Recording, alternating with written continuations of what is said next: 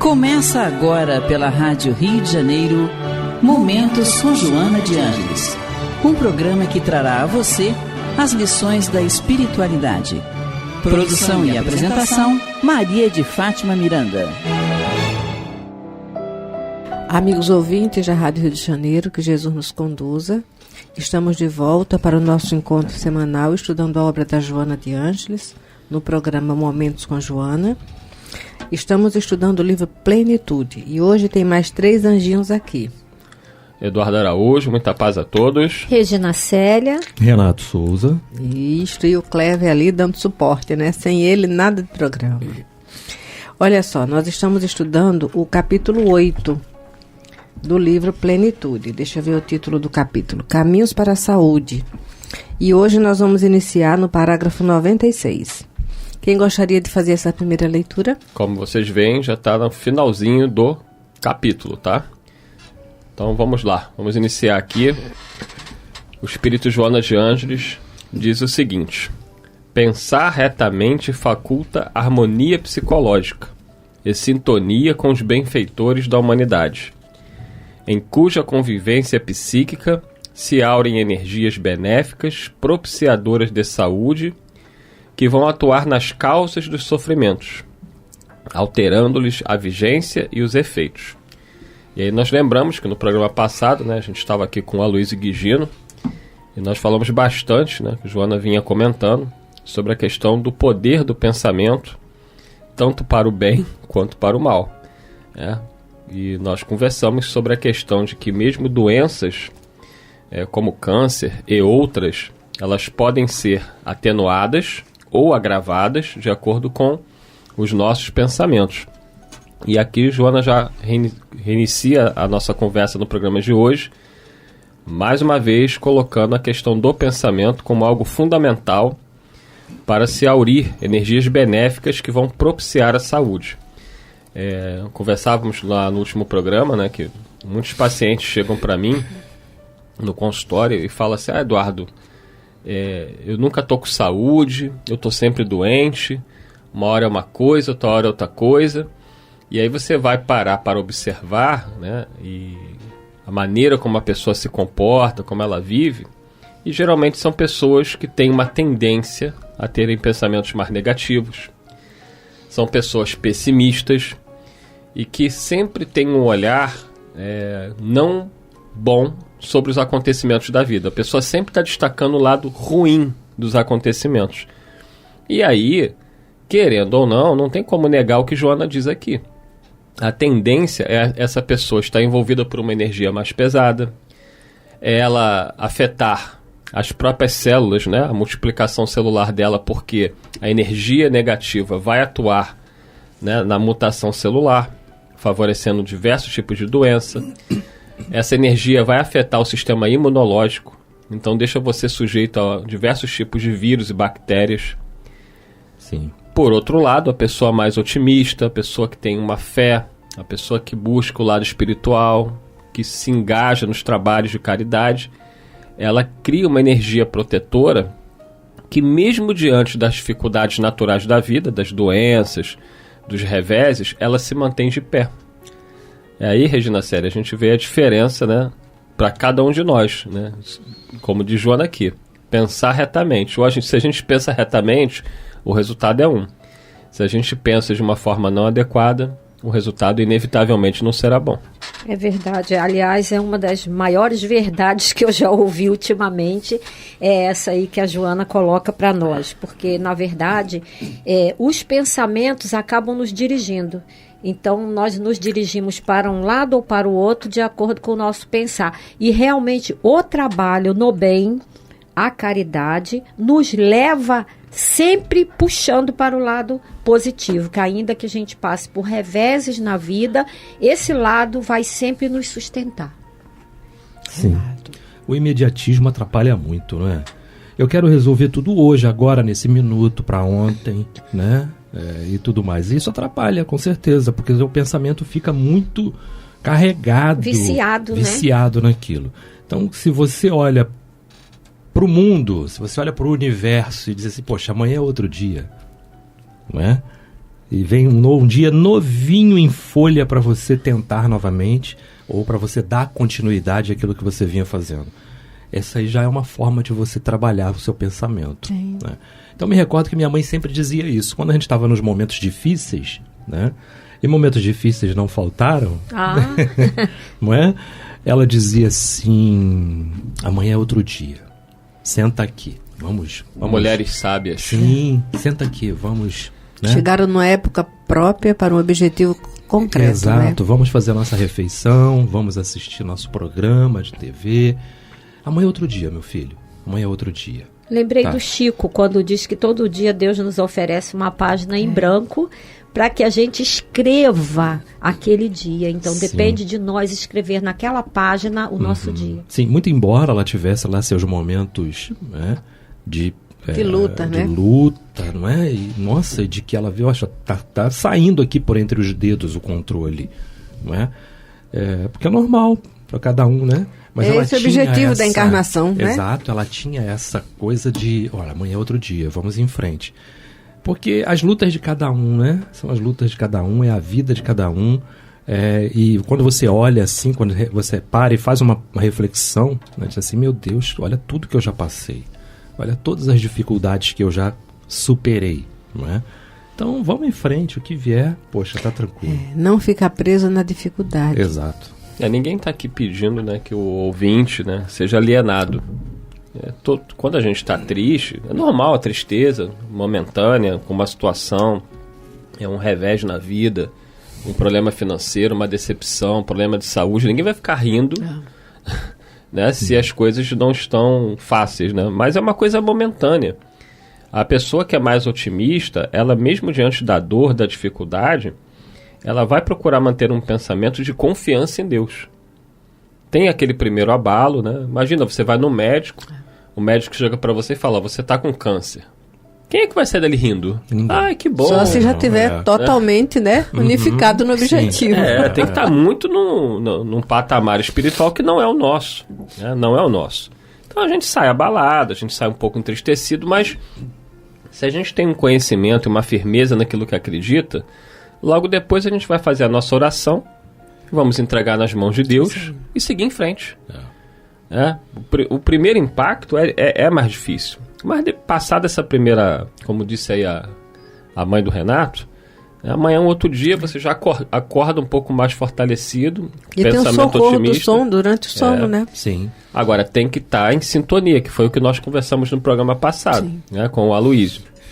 Se a Joana explica que se o nosso pensamento é negativo, é pessimista, quem é que vai se aproximar de nós? Espíritos semelhantes. Difícil. E não faltam pessoas assim. Os espíritos semelhantes para... A sintonia espiritual ela é estabelecida automaticamente. E você se sente sugado, Eduardo? Eu tenho passado por isso, não é? Tenho passado por Só isso. Só você, ainda bem, eu não.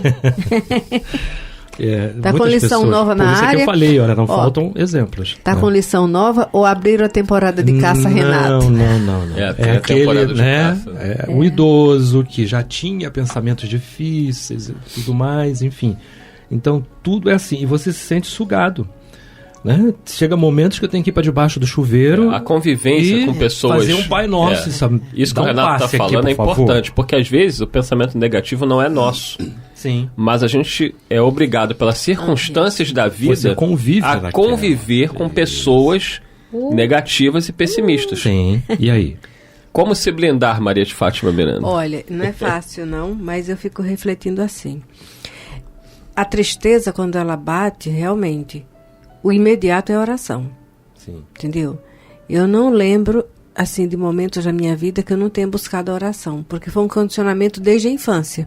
Primeiro porque alguém tinha certeza de Deus me passava, depois pela minha necessidade de sentir Deus, não é? De forma muito limitada, como é a minha condição ainda. Porque na hora da tristeza, quando você ora, você recebe o bálsamo de socorro, mesmo que sua oração seja torta. Porque a Maria Dolores diz que algumas das nossas preces são verdadeiras blasfêmias. A gente faz prece orando, falando mal dos outros e estão dizendo a Deus que está errado. Entendeu? Mas essa oração, do jeito que é o nosso respirar, colocar o narizinho fora da água para tomar fôlego. Então, depois dessa oração, Aí vem a meditação. Você está muito triste, está magoado, está triste, ou então está passando por um testemunho, um luto, uma dor. Quando você ora, você estreita a relação com o amigo espiritual. E aí ele nos ajuda a meditar na tristeza. Aí quando chega a meditação, você termina rindo de si mesmo. Aí sai. Sim. Mas é fácil? Não é.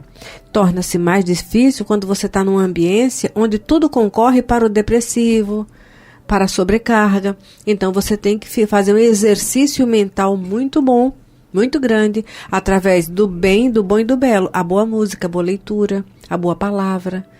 Porque fora disso fica complicado. Mas eu ainda lembro quando o Renato estava falando da importância de nos reunirmos num grupo que tem o mesmo objetivo. Se você é católico, na igreja, o evangélico, o umbandista, o espírita. Porque aquele grupo vai gerar um elan de fortalecimento, entendeu? E você sempre cresce, porque quando você estuda em grupo a mensagem do evangelho, você escuta aí vai sendo curativo que você nem percebe. É verdade. Tem momentos, no meu caso especificamente, em que realmente eu não consigo me conectar com prece.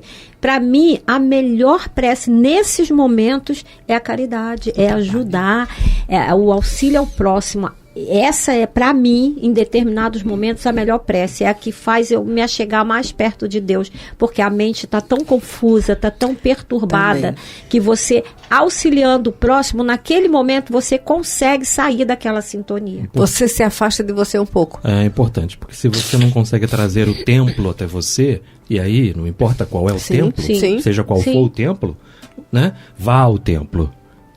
Vá ao templo e coloque-se lá, não é? Isso que é uma coisa que a gente fala muito no nosso trabalho espiritual, né? Você que está acompanhando aí a transmissão, né? Transporta teu pensamento para cá, para esse salão, porque você já tem uma ideia do que acontece ali, não é? Então, transporta teu pensamento, transporte-se para lá. E a Rádio Rio de Janeiro tem, assim, sido imensamente importante. Eu ontem briguei com meu marido porque eu cheguei em casa e ele tinha desligado o radinho, que fica ligado o dia inteiro. Aí eu falei para ele, por favor, você não desliga esse rádio. Ele falou assim, mas não tinha ninguém em casa. Eu falei, você que pensa. Tava cheio de gente aqui e você desligou o rádio, talvez tenha até piorado a situação. Aí ele, eu não sabia. Eu falei, então fica sabendo que tendo ou não tendo alguém fisicamente aqui, esse rádio não pode ser desligado. Aí ele, tá bom. Então, o rádio está ligado eternamente, nem à noite ele é desligado. Eu abaixo só o som, mas ele fica ligado. Então é por aí, vamos lá. Vamos voltar aqui à leitura. Então, Joana de Ângeles diz o seguinte: quem pensa retamente, encontra-se consigo mesmo, com o seu próximo e com Deus. Para quem chegou agora e está perdido aí, então nós estamos no finalzinho do capítulo 8, do livro Plenitude. Então ela diz: quem pensa retamente encontra-se consigo mesmo, com seu próximo e com Deus. A pessoa vive em harmonia, né? Vive em paz. E ela continua: o hábito saudável de pensar conduz à etapa final, que é meditar retamente. Fixam nos painéis da memória por educação mental perniciosa em maior quantidade as impressões infelizes, os atos reprocháveis, as aspirações inferiores e, por isso, afirma-se com leviandade que meditar é muito difícil. Basta, porém, que se mude a direção dos hábitos mentais e se criarão as bases da meditação. Realmente, por que meditar para a gente é difícil? Porque nós não temos o hábito de pensar retamente. Isso é uma grande verdade. O dia a dia ele é muito complicado. E se nós não nos disciplinarmos, a gente efetivamente não consegue buscar meditação. Porque a nossa mente, geralmente, ela é como um mar em ressaca. A nossa mente é como um mar em ressaca. E a mente daquele que tem o hábito da meditação é como um lago cristalino. Que você olha e vê o fundo. Daí o porquê a maioria de nós tem muita dificuldade em parar para orar e também para meditar. Perfeito. É interessante, a Regina, quando ela colocou, né, que tem momentos que você não consegue fazer uma concentração para essa prece reflexiva que leva à meditação. E aí você vai fazer o trabalho. E essa caridade, às vezes você não precisa nem sair de casa. Sim, eu não saio não normalmente. É você fazer aquela comida com uma dedicação maior para quem vai comer, concentrada, fazer a higiene da casa, do banheiro, pensando realmente no bem-estar daqueles que vão usar. Mas enquanto tem situações que a pessoa está impossibilitada de se locomover, né? Aí vem a prece pelo outro. Lembrar de alguém e desejar, meu Deus, onde tiver, chega a ele vibração de paz. Enquanto ele falava, eu estava lembrando do Joãozinho, João Werneck. Ele teve um diagnóstico atropelado, que no princípio disseram que era tuberculose. E aplicaram nele um tratamento de tuberculose. E ele não tinha tuberculose. É uma química muito violenta. Não é? Aí depois descobriram que ele estava com leucemia. E aí ele ficou internado. Numa das últimas vezes que eu fui visitar, ele não reclamava de nada, sereno. Eu insistia às vezes com a fruta. Ele, não, Miranda, não. Tudo que eu quero, Miranda, é me desligar desse corpo. Não era na intenção de fugir, mas é porque ele sentia que já estava exaurido. Sim. Né? Aí teve um momento assim que ele parou, olhou. Eu falei, João, como é que você está? Está sentindo alguma coisa? Ele falou, tô sim. Aí eu falei, o que é? Ele, em vez de dizer para mim o que era, ele falou assim, doutor Bezerra, cuide das minhas vias urinárias. Passou. O Joãozinho desencarnou, né? Aí eu fui para o cemitério. Quando cheguei lá, eu encontrei um senhor que dirigia um Uber e fez um trabalho de socorro, sempre à disposição dele. Aí eu conversando com ele, ele virou assim e falou, olha, dona Miranda, eu nunca conheci alguém como o seu João.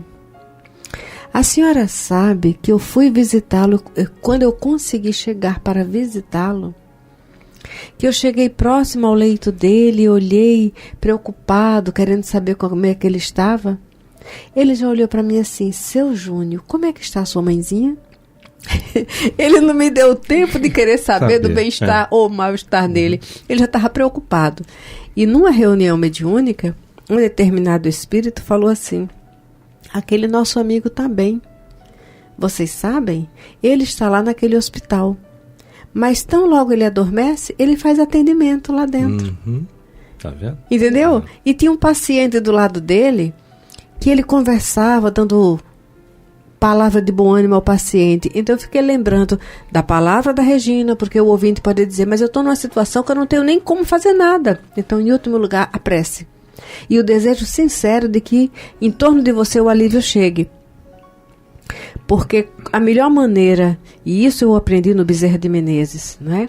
A melhor maneira de recebermos qualquer coisa da espiritualidade é agradecendo e pedindo por alguém. Sim, perfeito. Eu sempre falo isso. Quando você vai aos trabalhos, né, o teu pensamento tem que ser um pensamento reto, positivo. E a melhor forma de você conseguir alcançar seus objetivos é você, no momento que você fecha os olhos ali, é você dizer assim, Jesus, doutor Bezerra, que quem esteja sentado aqui do meu lado receba a graça que veio buscar. Eu falei Pronto. isso de auxílio, porque ontem, na hora do olho do furacão, eu estava tão assim desorientada mentalmente que eu não estava conseguindo me conectar com uma prece. Eu fazia aos picados, né? E aí eu fui olhar meu telefone e tinha um WhatsApp com uma pessoa das que eu auxilio com cesta básica, perguntando se tinha alguma coisa de cesta básica. Naquele momento, o meu pensamento foi desviado completamente. E eu fui arrumar a bolsa para ela pegar. Então, naquele momento, eu consegui retornar ou retomar o meu pensamento melhor, uma sintonia melhor. Se desvencilhou. Completamente. Não mudou a situação. Sim. Mas naquele momento eu já me equilibrei ou me reequilibrei para dar continuidade ali à tarefa. É importante você fazer essas colocações, nós fazermos, porque o ouvinte vai desmistificar a ideia de que nós estamos blindados numa cápsula do microfone. E não é. Não é bem assim. A vida aqui flui com a mesma intensidade e desafio. Exatamente, sempre. Com certeza. Essa questão que a Miranda colocou do Joãozinho falando que o corpo físico, né, que ele já tinha essa noção, ele já tinha esse entendimento, né, de que chegava, se aproximava a hora e que o melhor a fazer era realmente... A digestão já não era mais a mesma. Sim, era realmente deixar que o fluxo natural seguisse, seu rumo e tudo. Eu me recordei mais uma vez, da minha mãe, no período de 8 anos de tratamento, quando os rins dela já não tinham mais o que fazer. Então, a gente tinha que buscar uma injeção, e só deu tempo dela tomar essa injeção uma vez só, injeção caríssima, você tem que buscar no governo, porque não dá, você consegue comprar uma, mas a outra você não consegue comprar mais, não tem como. Então, é por cotação, é por cotação, então é complicado. Então, quando a gente começou a ler sobre a enfermidade dela, sobre tudo isso, e que já tinha afetado os rins por causa da grande quantidade de remédios que eram assimilados, a filtragem, pelos rins e tudo mais, e tudo, ela deu uma desanimada, normal. Mas ao mesmo tempo que ela deu essa desanimada, ela começou a trabalhar para deixar as coisas tudo organizado, o máximo que pudesse deixar organizado, E dar prosseguimento. Então ela já sabia, porque a gente já comentou isso várias vezes, ela já sabia que seria naquele dia, e foi naquele dia realmente, 14 de abril. Agora, essa compreensão, nossa, como ela ajuda, porque você deixa de lutar por uma coisa que contra a maré. Sim, e que pode trazer um processo obsessivo também, pode trazer um desgaste maior no pós-desencarne. Mas não, você deixa de lutar e ao mesmo tempo você trabalha a compreensão daquilo. Mesmo que inconscientemente. Exato, a melhor compreensão daquilo. E aí vem a superação, ajuda, Renato? Sim, e ajuda muito. Porque aí você não fica preso àquelas coisas ali e logo você se desvencilha daquilo e é socorrido e passa daquele momento de perturbação muito rápido, Porque muitos questionavam assim, olha, por que ela ficou tão pouco tempo assim, Aquele momento, eu digo, ela vai explicar. E explicou numa carta. Que bom. Não sabe quanto ela foi se preparando. Exato. Toda a questão dela já ter trabalhado, com espiritualidade, com tudo mais, o evangelho, todas as leituras, toda aquela coisa dela de quando o Papa veio ao Brasil, porque ela fala sobre isso, que ali ela viu, ela conseguiu ter aquela coisa de Deus mesmo, Nossa, sentiu a presença de um representante. Exato. Que na religião dela é uma referência. Sim, de Deus e tal. Nesse momento a gente estava mais voltado, mais, para essas questões e tudo. Não tínhamos largado a parte espiritual, sem dúvida nenhuma, porque ela trabalhou na Umbanda há muitos anos, e tudo, mas a gente sempre ali com o espiritismo caminhando em paralelo, Você não precisa deixar de frequentar o que você frequenta para ser espírita, É verdade. Para crer no espiritismo, principalmente o Dr. Bezerra de Menezes fala isso, Mas é importante esse trabalho, de meditação, de que você faz conforme os nossos... Procurando entender o porquê daquele momento. Sim, o corpo não responde mais, os remédios não vão fazer mais efeito, não tinha mais o que fazer, enfim, e tudo mais, Então, é super importante isso. Os nossos orientais, Os nossos orientais também tem muito disso, e a gente vê muitos desses que estão lá, indianos, e tudo que são, vivem numa verdadeira penúria, mas meditando. Lembrar que esse momento que nós dizemos aqui é preparação para algo maior. Sim. E que os nossos sentidos nos iludem achando que a Terra é o máximo. Essa é a crosta material. Exato. Acabou, Miranda. Acabou. Que Jesus nos conduza, meninos. Boa noite a todos. Muita paz, até o próximo programa.